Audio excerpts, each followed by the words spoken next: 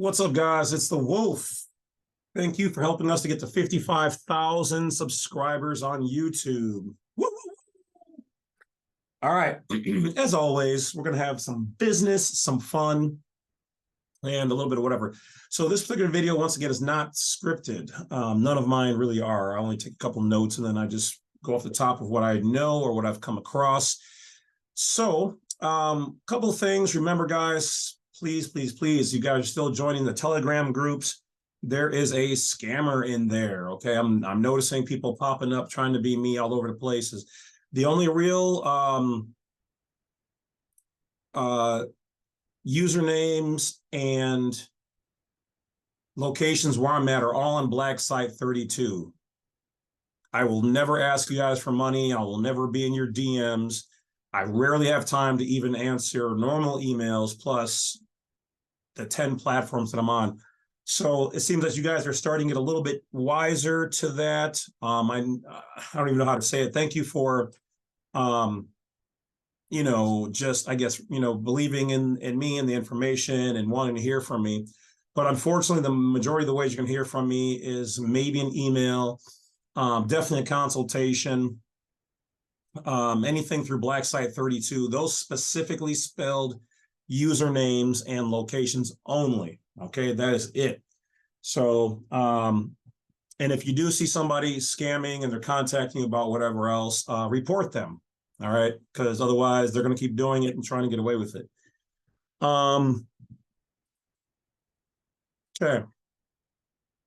So that being said, this particular video is going to be about dissociative identity, or the legal multiple personality disorder. I know it sounds a little weird, but we're going to get there.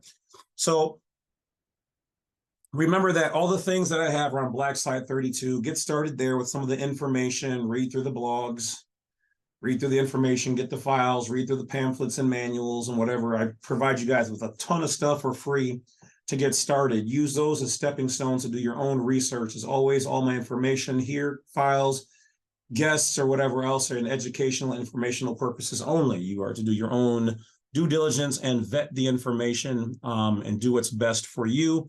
And as always, try to coincide that with your local state laws on their legislative websites under the proper thing that you're operating as in the moment thereof. So without further ado, don't forget to hit that bell, like, and subscribe. Or maybe it's down there. It might be down there on your phone. Or am I reversed? Whatever.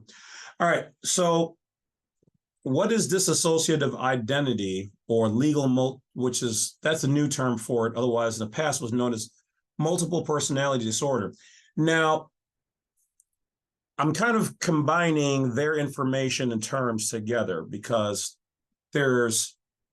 when I say legal multiple personality or multiple legal personality disorder, okay, however I title it, what I'm referring to is so we now know what's going on. All right. So we know that the government is actually our friend, for the most part. We do know that there's some agencies out there that want to construe all of this information to not be factual, but that's because you guys aren't doing your homework. Now, I do understand that there are a lot of people out there who are misusing information, and in fact, that is a problem. But here's the thing, in all honesty, here's a little tidbit. You can't prosecute somebody underneath a false term if it doesn't exist legally. Okay, if it's not there, you can't use it.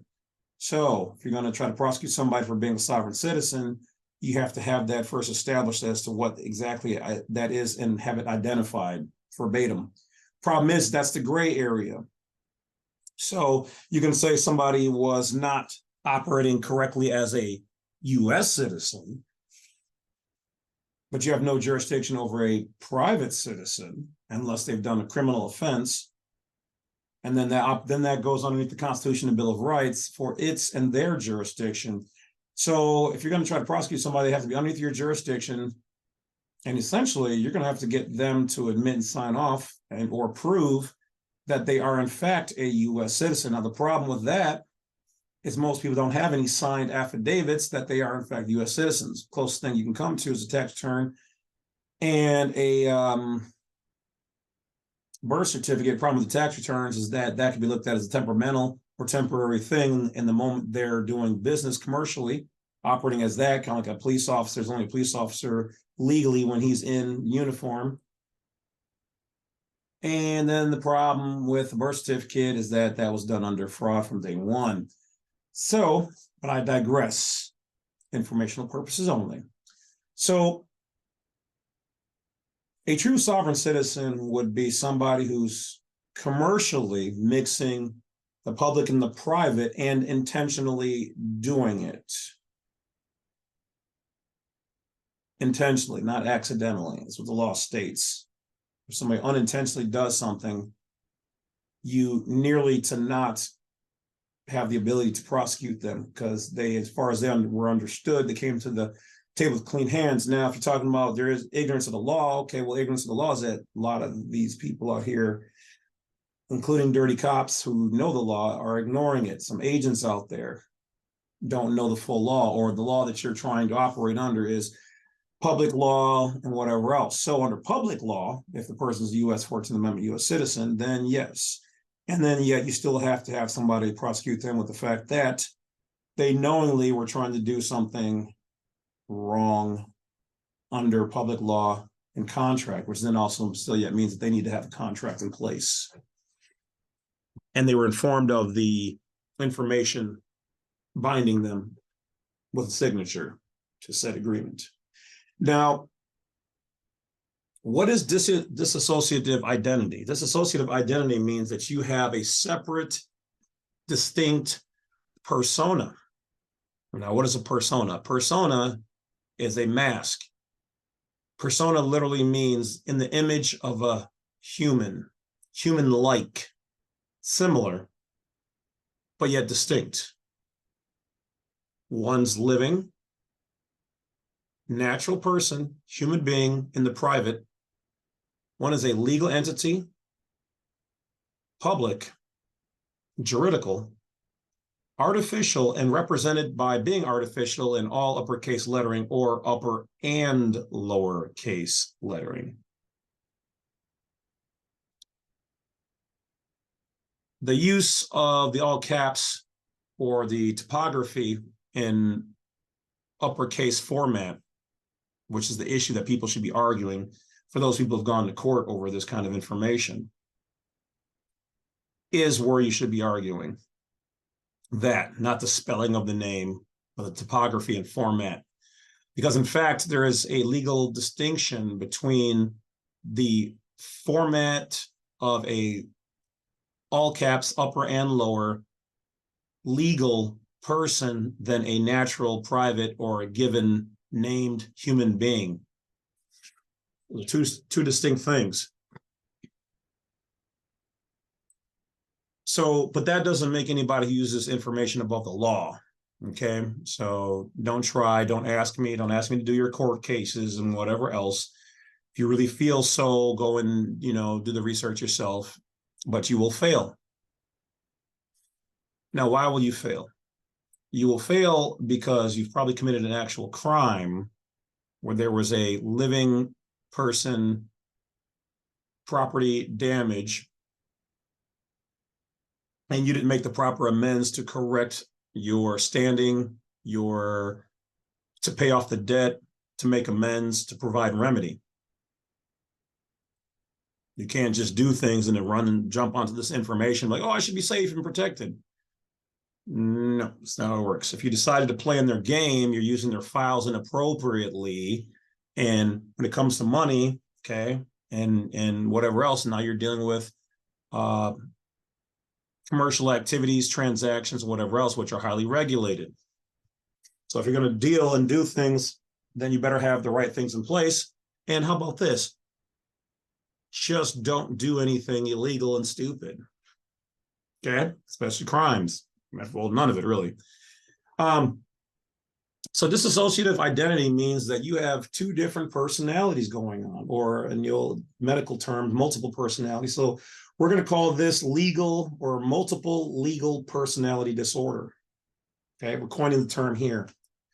Or dissociative legal identity. Okay, so dissociative, meaning you're disassociating. There's two different things going on there. Legal, and then identity or personas. So, but if you really break it down, are they both legal? Well, you want to break it down to the minutia. Your all caps or upper and lower name is a legal thing, and your name in all lowercase is a given private name. So those are both things that one is in law and one's of law, okay, or at law. So one is legal side, corporation. The other one is lawful. Okay, under the Constitution, your private side, where you're protected from almost all things except for criminal activity.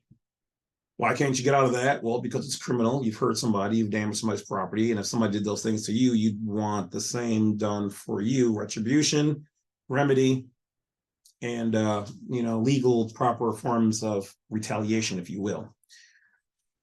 So we now know that the government, when you do business with them, you're usually indicating to them that you're a U.S. citizen, so they will treat you as such. Otherwise, in general, they know that Americans are private, and under the GPO Styles Manual, your manual, bling, and I've done many videos on this, says that we are the natives of the state. We're a native, which is under the term nationalities, means you're a national.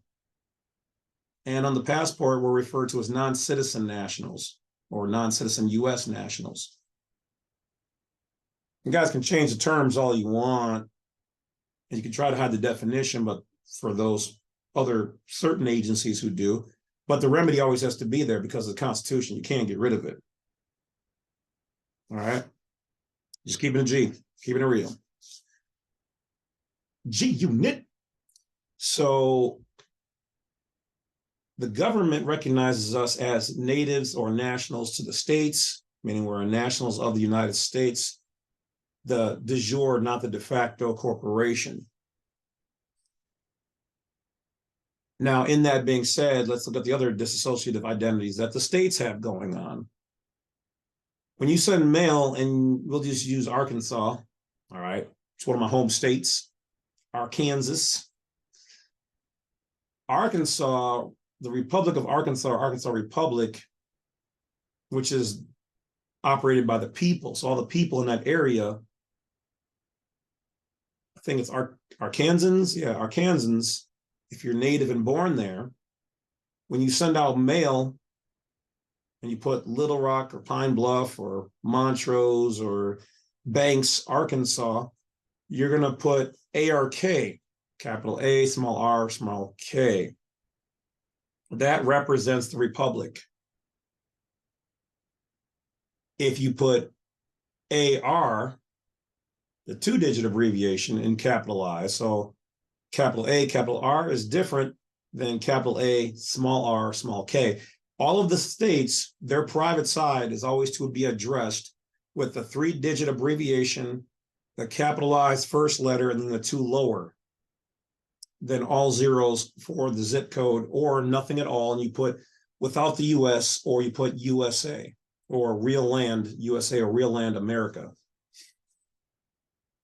Now, you can tell that the state of Arkansas is different because when you're sending mail to them, you don't put state of Arkansas, blah, blah, blah, blah, blah, your address, or, your address, your address over here, state of Arkansas, blah, blah, blah, Pine Bluff, comma, state of Arkansas zip code. You don't do it that way. If you've been doing it that way, you've been sending mail way not correct, because that's not how it's supposed to be done. Okay, so the federal government has their overlays. Essentially, the federal U.S. government recognizes the two-digit abbreviation, so ergo, that's part of the corporation. Okay. So there's nothing wrong with that. It just means that they're doing business on their jurisdiction. But understand that they don't own the land. Okay, we the people own the land. They have it in their care for us. So they're caring for it as trustees, but it's ours. Just because somebody's the trustee over something forever and a day doesn't mean it's theirs, it's the people's.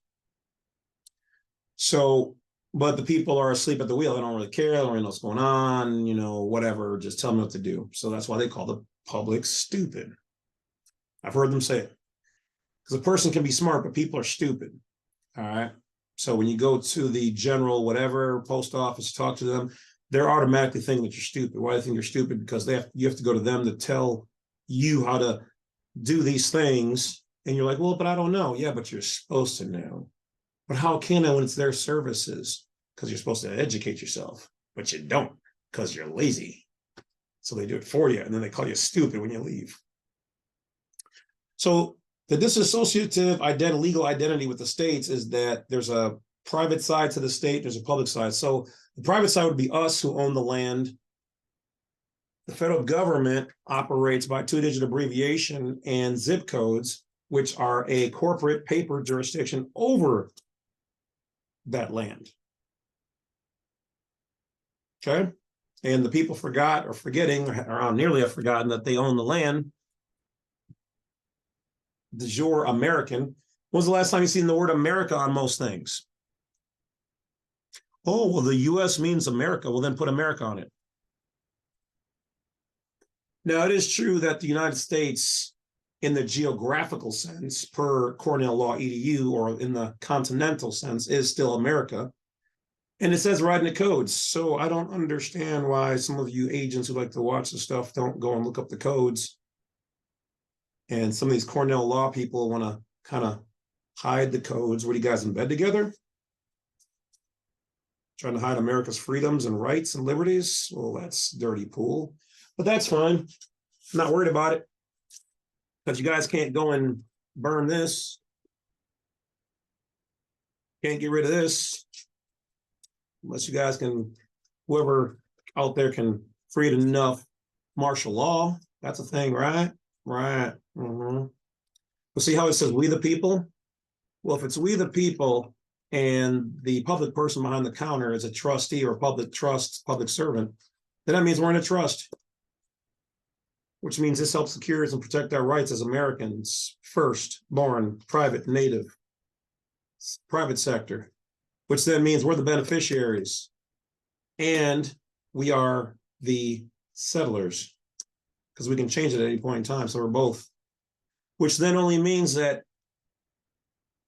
if we accept a different title as to being a legal thing,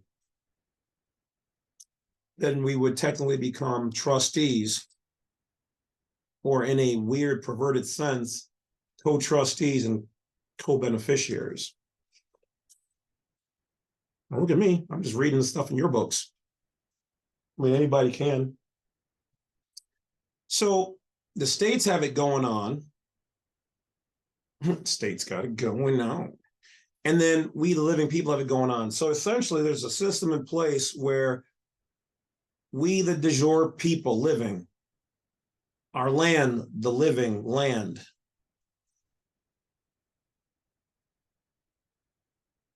have some type of separate jurisdictional overlay when we agree to it, when we register things from it, including ourselves and children, to a corporation. And that corporation is usually the state of. And then the state of is registered to the government, and government's registered through Washington, D.C. Interesting. So that's what's going on. We now understand it. And that's why when you guys do a FOIA request to the Department of Naturalization or United States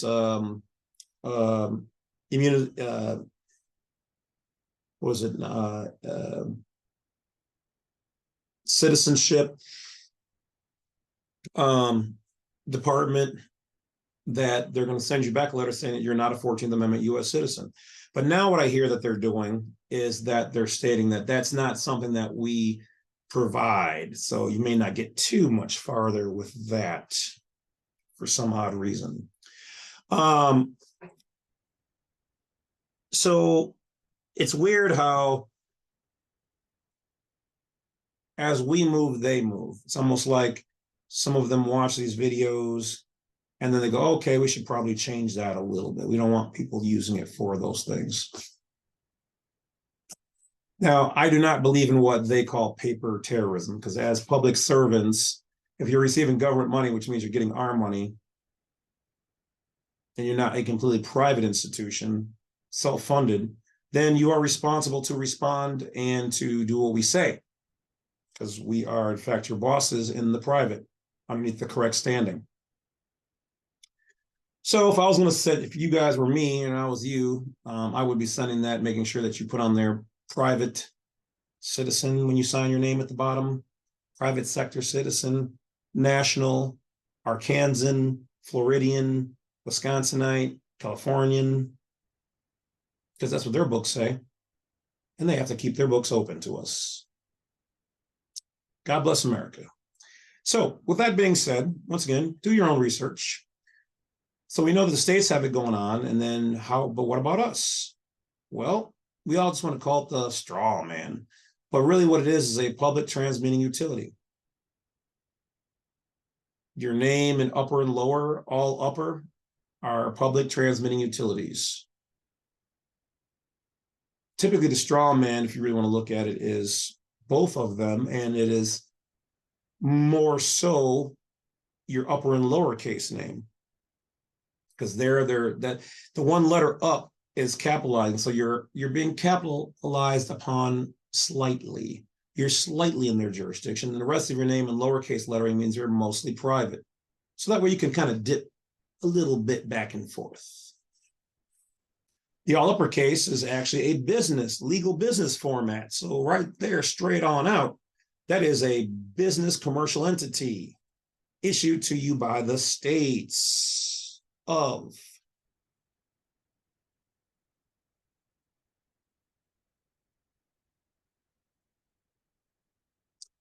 And when that happens, they bring you into their jurisdiction and turn you into an employee of theirs. You've become a federalized but state citizen. And by that, I mean a state or a federalized U.S. citizen. Excuse me. I know I said that incorrectly in a couple other videos. It's a federalized U.S. citizen or an employee of the state. You're looked at as chattel property. And you've used that name and that social to open up things, but why? Because they don't want you to utilize you to be in there anonymously. Now they do this under the guise of foreign or domestic threats and whatever else. And I'm not saying that's not a good reason to, or drug dealers, to make sure that they're not doing these bad things. Funny how they can catch all these outside ones, but they can't catch the bad police, the bad federal, the bad state, the bad courts out there doing people wrong. Oh, it's just good business. You've agreed to it. Yeah, but nobody teaches us how to get out of their stuff when we don't clearly want to use their stuff. We don't want to play no more.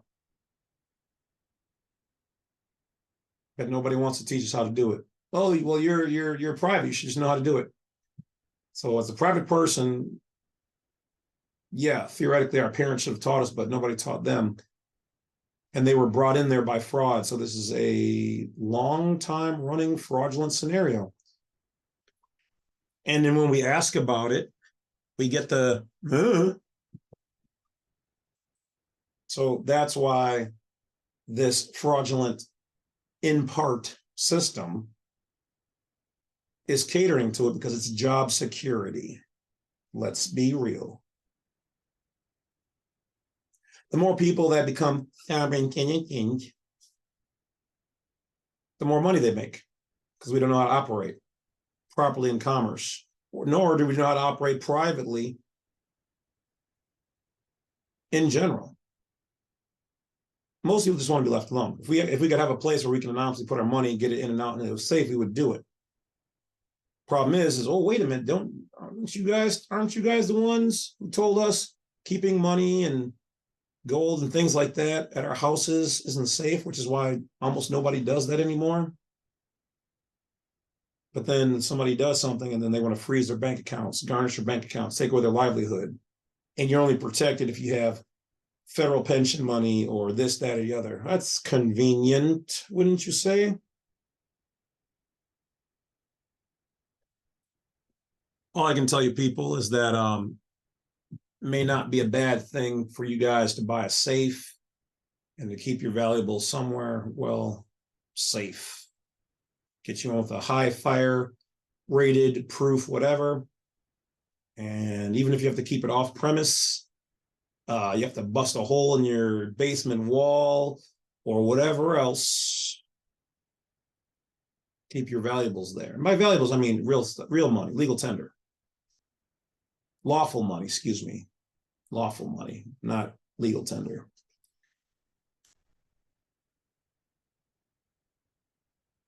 So, multiple legal personality disorder or dissociative legal identity simply means that you have more than one identity going on. So what did they exactly do? The birth certificate, when you look at it, issued from the state,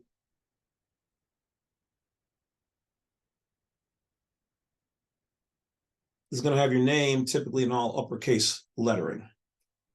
They created a public transmitting utility. What does that actually mean, Wolf?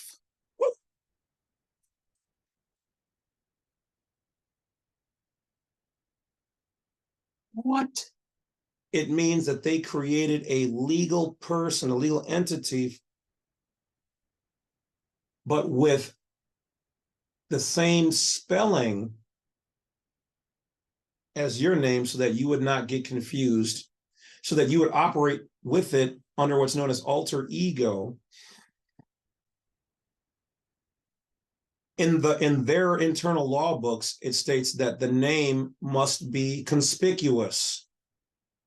Oh yeah, your boy's been digging. Thanks to the people out there in the various communities and places that send me nice little tidbits and nuggets of stuff. It says in their books, the name of a legal entity must be conspicuous. This means to make it obvious. Now, they have, some of them differentiate in how they do this with the upper and lower, or all upper, but that's what it is. That's called typography. The format of that is all uppercase to capitalize on. I don't know if it's an inside joke or a funny thing to make it a double entendre, which double entendre means to have double meaning, but to capitalize on it financially and to capitalize it, which is, we now know that to capitalize in both meanings in the Roman times meant to make somebody a slave, format their name as such, and to display that so that people all knew that this was a slave and not a citizen of their state. So they created a whole business, like if I could own Nike right now, and instead of having Nike, imagine Nike with no name. And I say, hey, you know what? I kind of want to get into the shoe business. And, you know, the people with authority, with money, they're like, okay, well, we can create you something that you can operate out of. And we're going to, you know what? What's your name? James C. Lovett. Great. All capitalized. Here, we're going to call this entity that you can use, that's you, for you to use. What's that? Nothing. And we're going to call it James C. Lovett. Isn't that convenient? This way, well, no, don't tell, hold on one second. Don't tell them that, you know, this legal thing is something different than them. Just give it to them. But make sure on the document, we'll call it the birth certificate. Okay. Well, we can't put down real birthing information. So just put down the bare minimums. We'll create a legal person, which is separate and distinct from their physical private person, and just give it to them to say, hey, if you want to do business and commerce, then use this document to prove that you're one of us. Yeah, but they're private people. Well, yeah, but we don't have control over them as private people. So you just anybody already with us will understand this is the proper thing to do in a legal system. Okay, great.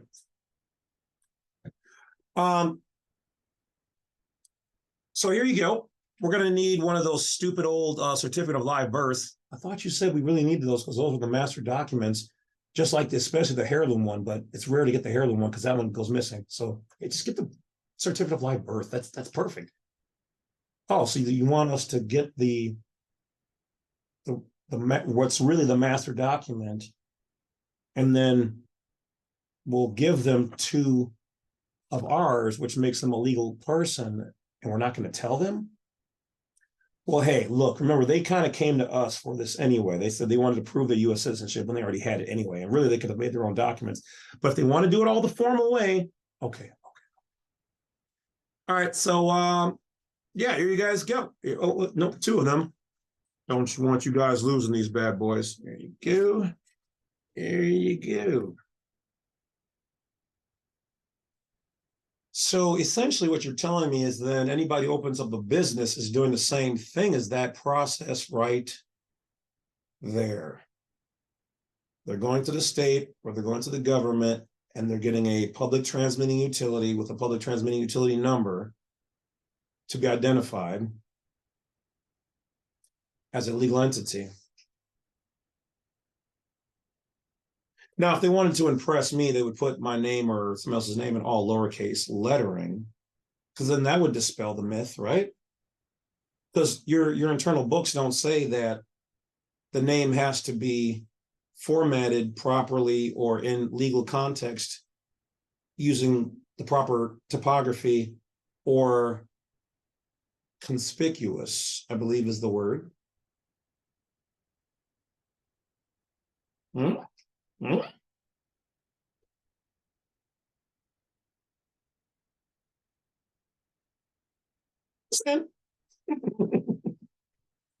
As always, guys, this is just information. How you decide to proceed and look it up for yourselves is up to you. But don't take my word for it. Don't do it, Wolf. Don't touch it. No. Bad wolf. Bad wolf. Don't. No. No. Don't you pick it up. Don't. I'm going to touch it. I'm going to like it. That's mine right there. Because it says it in their books. The blue book, A Uniform System of Citation. It says it in the red book, A Manual on Legal Styles by Brian E. Garner. What is this, editor-in-chief of Black Law's Dictionary? I have 4 of them. What are these?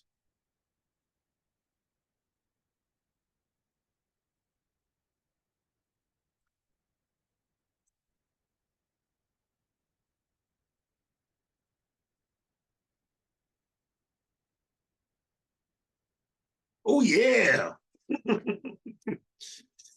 So, you want to know how they're supposed to format and do their books, reports, periodicals, court names, explanatory phrases, services, subdivisions, quotations, abbreviations, capitalizations, court documents, and all the good stuff? It's right here. Though I still haven't found the master above that one. I know it's out there, and I'll find it one day. Or maybe one of you have it. Drop me a line. Send it to me anytime. I would love to read that one. And only certain people out there are going to know what I'm talking about. So that's it, guys. Just a little bit of word magic, if you will, knowing that That's the thing.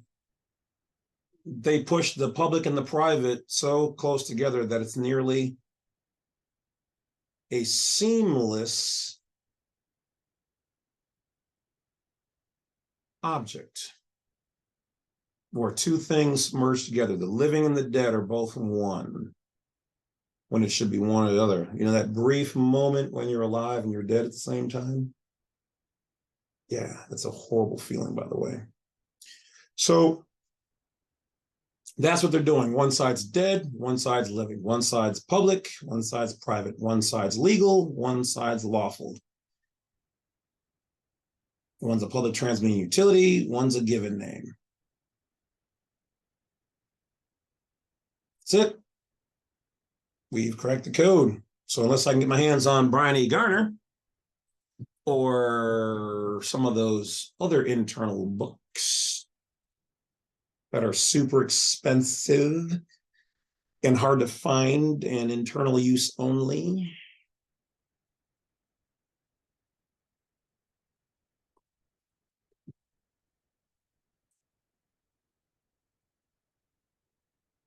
I just want to read. Let me read your books. I know somebody out there right now has got one and they're like this. No, I'm not going to let the Badwolf hurt you. He'll never get his hands on you. We're going to keep you safe in this building, in this room, on the shelf and filing cabinets. You know, like the book archive with all the good readings underneath the Vatican, or the good reading underneath the Giza Plateau and the pyramids in Egypt. Oops. Or the one in South America. Oops.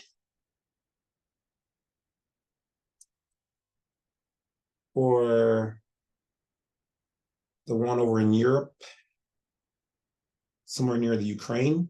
Oops. Bosnia. Oops. Lots of good stuff hidden underground, people. That's why it's called underground information. So that's it, guys. If you want the good stuff, you got to go underground, because that's where all the dead things are. All right, guys. I will talk to you later. That is it. You guys now understand that is what is going on. It is a difference. Just like this, there's public law, private law, contract law, juridical, court, federal, state, you name it. So one of the reasons why a lot of these agents and people and officers and whatever else don't know is because they're only taught a tiny fraction.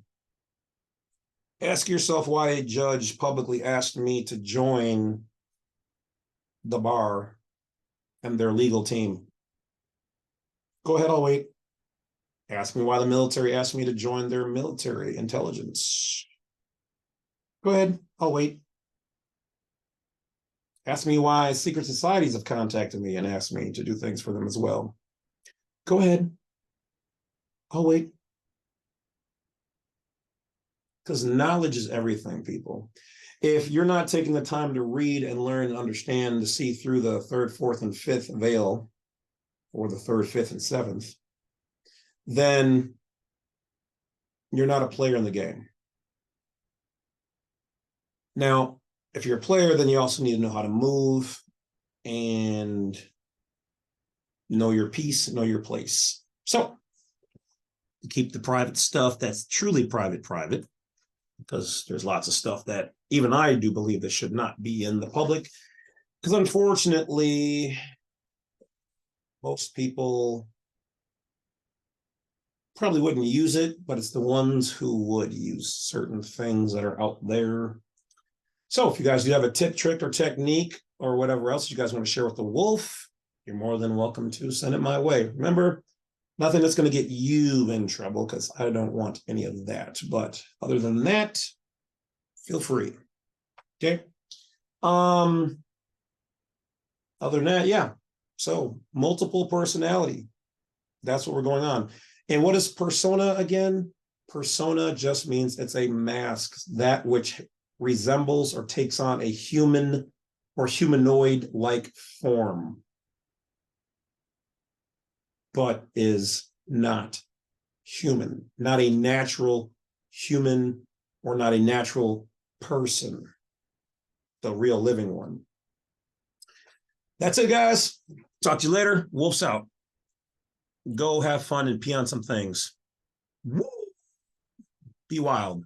All right. Hold on. Only where you can get away with it and you got permission. All right. I'm just walking around doing something. The wolf told me to pee on you. All right, guys. Talk to you later. Have a good one. Laugh a little. That's what life's all about.